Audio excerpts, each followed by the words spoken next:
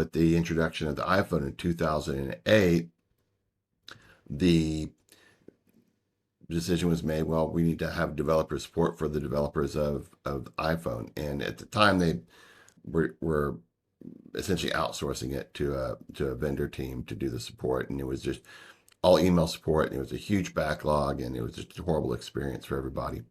And so they started up a developer support team, and I was one of the first folks hired onto that. And again, just kind of doing tier one developer support, basically helping with enrolling developers into the developer program. It wasn't technical support. And, from there I moved up. I went from tier one to tier two to tier three. We were called content training support engineers.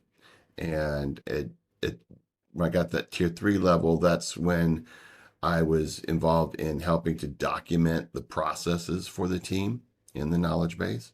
But I also was training the team and helping ramp up some new sites in Europe. And that's where I really, kind of started down the path of just doing knowledge management as my main type of job. Training is, you train somebody just in case they might need the knowledge.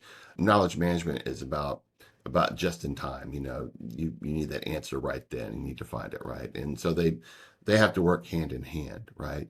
And so, I think that's given me a really interesting perspective on knowledge management, because I see it as one sort of holistic thing. The learning and development part and the knowledge management part, again, are two sides of the same coin. And I've always worked very closely with the training team, because it's crucial to expose folks to the knowledge assets you have in your knowledge base as a part of the training. You need to basically train them where to look for those answers, right? Because they're never going to be able to remember it, right?